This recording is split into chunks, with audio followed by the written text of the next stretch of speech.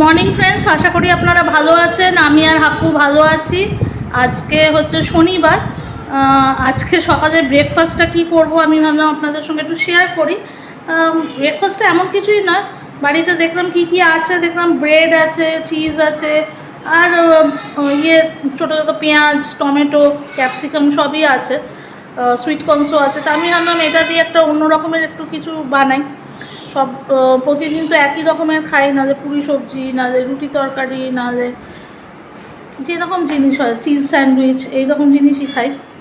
তা আজকে সেটাই আমি যেটা বানাচ্ছি সেটাই আপনাদের সঙ্গে শেয়ার করছি। আজকে আমি যেটা বানাচ্ছি সেটা হচ্ছে ব্রেড পিৎজা। এটা বাড়িতে চটজলদি একটা ব্রেকফাস্ট হয়ে যায়, সবারই ভালো লাগে, বাচ্চাদেরও ভালো লাগে। এটার জন্য আমি দুটো পাউরুটি নিয়েছি এখানে, যটা আপনারা করতে চাইছেন। আমি জাস্ট দুটোই নিলাম। আপু তো খুব একটা ব্রেড খায় না, দেখি আজকে খায় কি না। আমার একটা, ওর একটা, এই হিসেবেই নিয়েছি, তাই আমি দুটোই নিয়েছি। আপনারা যটা করতে চাইছেন ততটুকুই ব্রেড নেবেন।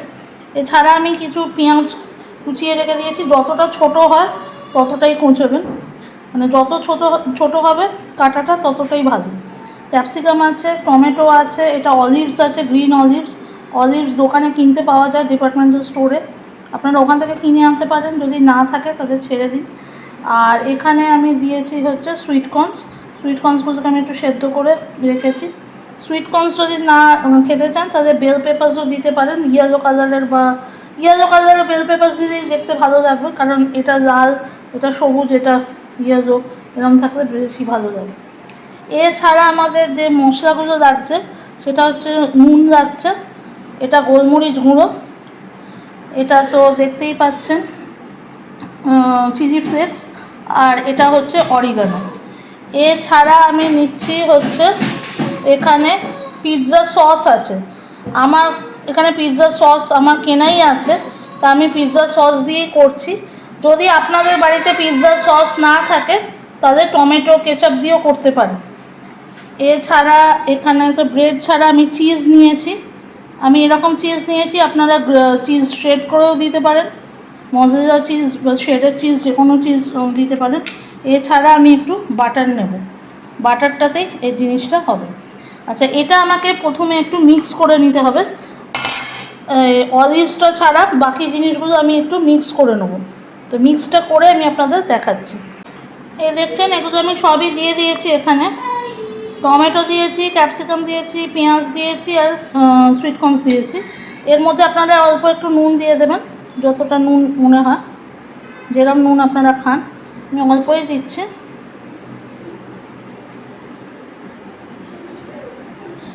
এরপরে আপনারা একটু গোলমরিচ গুঁড়ো দিয়ে দেবেন।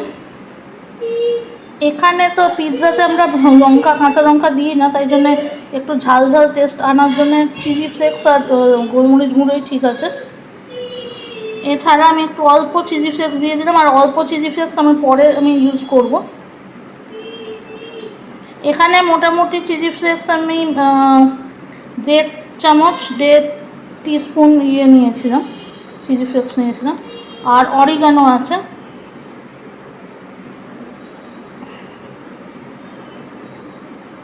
এটা অরিগানো দিয়ে দিলাম।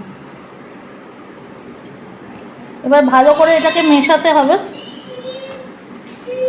এটা মিশিয়ে আগে আমি এইটার ওপর এইটা লাগিয়ে দিচ্ছি, পিৎজা সসটা। এটা যদি পিৎজা সস আপনাদের না থাকে, আপনারা টমেটো কেচাপও লাগাতে পারেন। দেখতে পাচ্ছেন আমি পিৎজা সস লাগিয়ে দিয়েছি, তার ওপরে এই যে মিক্সচার যেটা আমরা করেছিলাম সেটা দিয়ে দিয়েছি, অলিভসগুলো ওপরে বসিয়ে দিয়েছি, দুটো এরকমই বানিয়ে নিয়েছি। এবার আমি ফ্রাইং প্যানটা অলরেডি গরম করে নিয়েছি, এখানে আমি বাটারটা দেবো, তারপর এগুলো বসাবো, তার ওপরে আমি চিজটা দেবো। ঠিক আছে, আগেই দেবো না, কারণ চিজটা অনেক সময় পড়ে যেতে পারে। তারপরে 2 থেকে 3 মিনিট সময় নেব, তার মধ্যে চিজটা গলে যাবে। দেখতেই পাচ্ছেন এটা গরম হয়ে গেছে।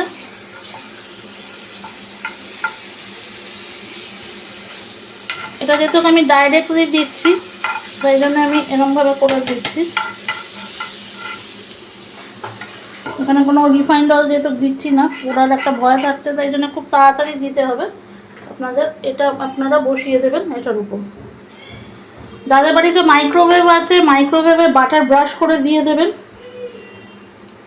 আমি এটা ইয়েতেই দেখাচ্ছি, যদিও মাইক্রোওয়েভে আমি করতেই পারতাম, কিন্তু মাইক্রোওয়েভ আমি করলাম না, যাতে অনেকের বাড়িতে মাইক্রোওয়েভ নেই, তো সেই জন্য আমি এইভাবেই করতে, যাতে প্যান ফ্রাই করে করা যেতে পারে সেটাও দেখিয়ে দিলাম।